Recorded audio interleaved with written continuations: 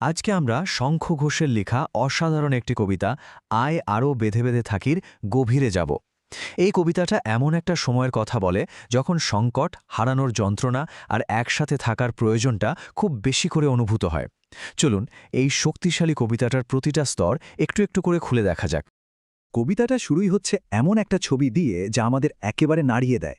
ভাবুন তো, একদিকে ধসে পড়া পাহাড় আর অন্যদিকে গভীর খাদ, মানে ডানেও বিপদ বায়েও বিপদ, পালানোর কোনো রাস্তাই যেন খোলা নেই। এই ছবিটা দিয়ে এই কবি পুরো কবিতার জন্য একটা ভয়ঙ্কর বিপদের মঞ্চ তৈরি করে দিয়েছেন। তো প্রথম যে বিষয়টা আমরা দেখব সেটা হলো কবিতার মানুষগুলো ঠিক কী ধরনের বিপদের মধ্যে দিয়ে যাচ্ছে। তাদের অস্তিত্বটাই যেন একটা বিপদের বৃত্তের মধ্যে আটকা পড়ে গেছে, যেখান থেকে বেরোনোর কোনো উপায়ই দেখা যাচ্ছে না।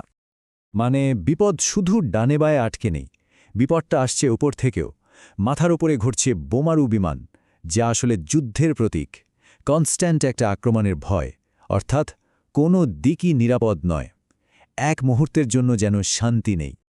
শুধু তাই নয়, সামনে এগিয়ে যাওয়ার যে পথ, সেখানেও কিন্তু শান্তি নেই। পায়ের নিচে রয়েছে হিমানির বাঁধ, মানে বরফের বিশাল পাঁচিল।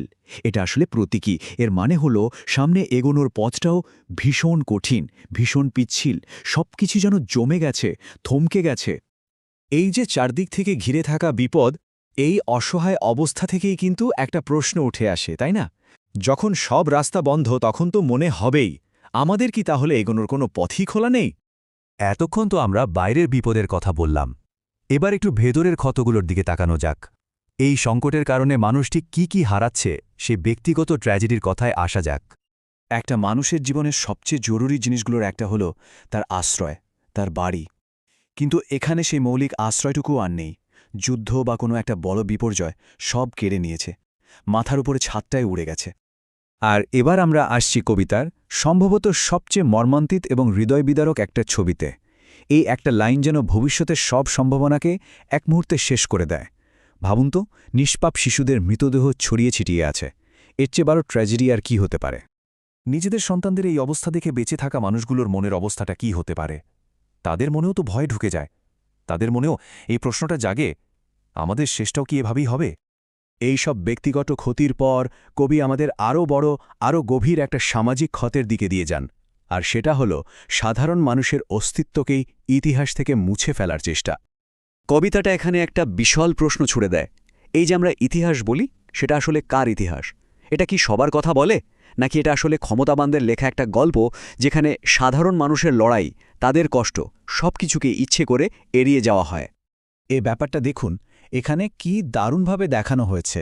একদিকে ক্ষমতাবানদের ইতিহাস, যা লেখা হয়, যা সবাই জানে, আর অন্যদিকে সাধারণ মানুষ, যাদের মুখ ঢাকা, যাদের কোনো পরিচয় নেই, ইতিহাসে তাদের কোনো চিহ্ন পর্যন্ত রাখা হয় না। আর ইতিহাসে জায়গা না পাওয়ার কারণেই যেন তাদের এই অবস্থা।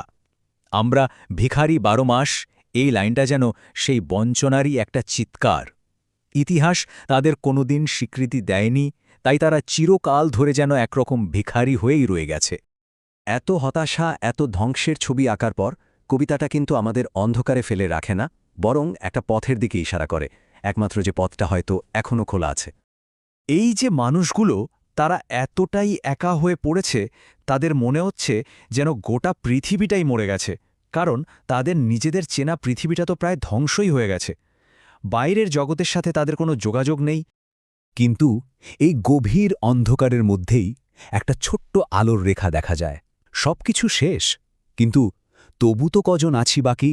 সংখ্যায় খুব কম হলেও কিছু মানুষ তো এখনও বেঁচে আছে, আর এই বেঁচে থাকাটাই হলো ঘুরে দাঁড়ানোর একমাত্র পুঁজি। ব্যাপারটা খুব সহজ, কিন্তু অসম্ভব শক্তিশালী। প্রথমে মেনে নেওয়া, হ্যাঁ, আমাদের সব শেষ। তারপর উপলব্ধি করা যে আরে আমরা তো এখনও কয়েকজন বেঁচে আছি। আর সেখান থেকেই শেষ সিদ্ধান্তে আসা, একসঙ্গে থাকা ছাড়া, একে অপরকে আঁকড়ে ধরে থাকা ছাড়া আর কোনো উপায় নেই। আর ঠিক এই জায়গা থেকেই আসছে কবিতার সেই অমর আহ্বান, সেই ডাক, যা শুধু ওই সময়ের জন্য নয়, আজও আমাদের জন্য একই রকম সত্যি। একা একা নয়, হাতে হাত রেখে আরও বেঁধে বেঁধে থাকতে হবে। এটাই টিকে থাকার একমাত্র পথ, সংহতির চূড়ান্ত বার্তা।